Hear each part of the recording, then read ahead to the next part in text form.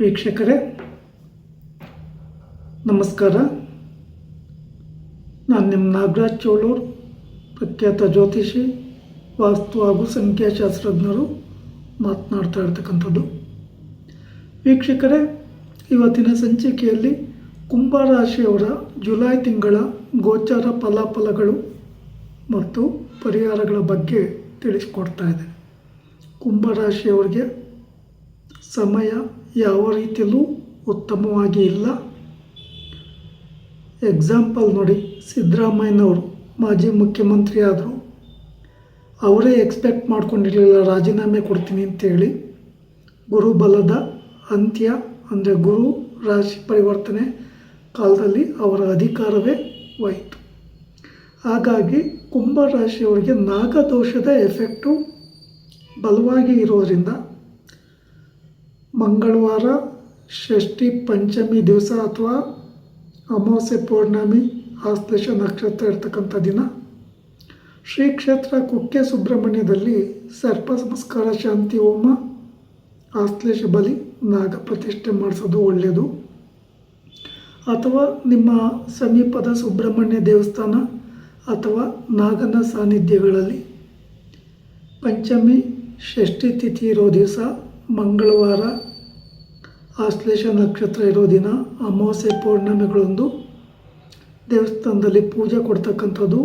ಅಥವಾ ನಾಗದೇವರ ವಿಗ್ರಹವನ್ನು ಶುದ್ಧ ನೀರಿನಿಂದ ತೊಳೆದು ಸ್ವಚ್ಛಗೊಳಿಸಿ ಪೂಜಾ ಸಾಮಗ್ರಿಗಳನ್ನು ಸಮರ್ಪಣೆ ಮಾಡಿ ಶ್ರದ್ಧಾ ಭಕ್ತಿಯಿಂದ 9 ಸುತ್ತು ಪ್ರದಕ್ಷಿಣೆ ಹಾಕಿ ಪ್ರಾರ್ಥನೆ ಮಾಡ್ಕೊಂಬೋದು ಭಾಳ ಒಳ್ಳೆಯದು.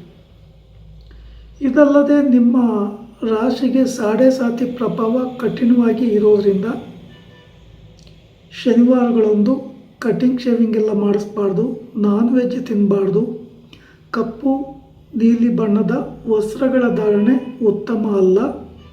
ಹಾಗೆ ಹೊಸ ವ್ಯಾಪಾರ ವ್ಯವಹಾರಗಳನ್ನು ಮಾಡಲಿಕ್ಕಾಗಲಿ ಇನ್ನಿತರ ವಿಚಾರಗಳಿಗೆ ಶುಭಪ್ರದವಾಗಿ ಇರೋದಿಲ್ಲ.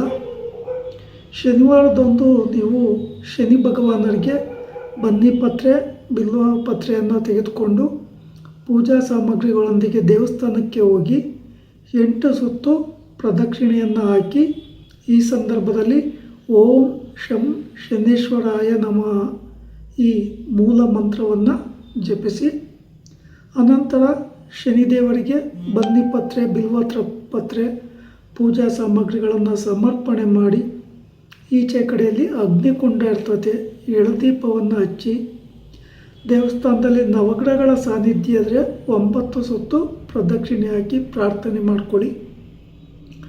ಓಂ ನಮಃ ಸೂರ್ಯಾಯ ಸೋಮಾಯ ಮಂಗಳಾಯ ಬುಧಾಯ ಚ ಗುರು ಶುಕ್ರ ಶನಿಭ್ಯಶ್ಚ ರಾಹುವೇ ಕೇತುವೆ ನಮಃ ಈ ಸ್ತೋತ್ರವನ್ನು ಜಪಿಸಿ, ಎಳ್ಳೆಣ್ಣೆ ಅಭಿಷೇಕದ ವಿಗ್ರಹ ಇದ್ದರೆ ಅಭಿಷೇಕ ಮಾಡಿ, ಇಲ್ಲ ದೇವಸ್ಥಾನಕ್ಕೆ ದಾನ ಕೊಡಿ.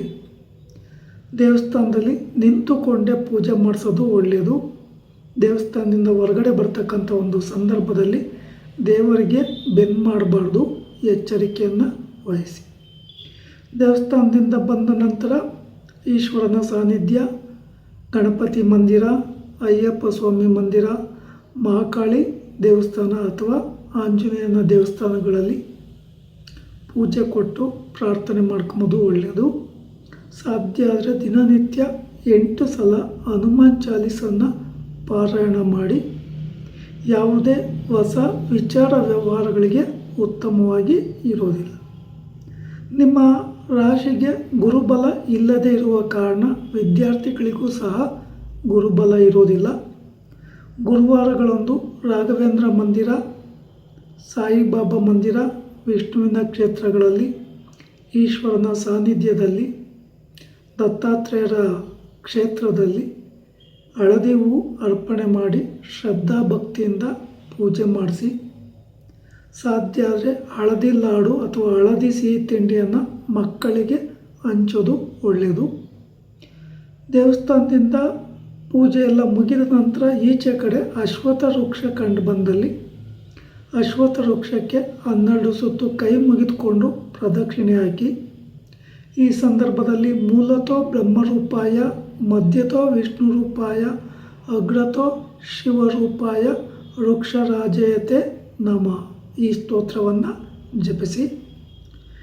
ಸಾಧ್ಯ ಆದರೆ ರಾಘವೇಂದ್ರ ಅಷ್ಟೋತ್ತರ ಶತನಾಮಾವಳಿ ಪಾರಾಯಣ ಮಾಡೋದು ಒಳ್ಳೆಯದು, ಅಥವಾ ವಿಷ್ಣು ಅಷ್ಟೋತ್ತರ ಶತನಾಮಾವಳಿಯನ್ನು ಪಾರಾಯಣ ಮಾಡ್ಬೋದು, ಅಥವಾ ಓಂ ನಮೋ ನಾರಾಯಣಾಯ ಈ ಮಂತ್ರವನ್ನು ಜಪಿಸ್ಬೋದು, ಅಥವಾ ಓಂ ನಮಃ ಶಿವಾಯ ಮಂತ್ರವನ್ನು 108 ಸಲ ಅಥವಾ 1008 ಸಲ ಜಪಿಸೋದ್ರಿಂದ ನೆಗೆಟಿವ್ ಕಡಿಮೆ ಆಗುತ್ತೆ.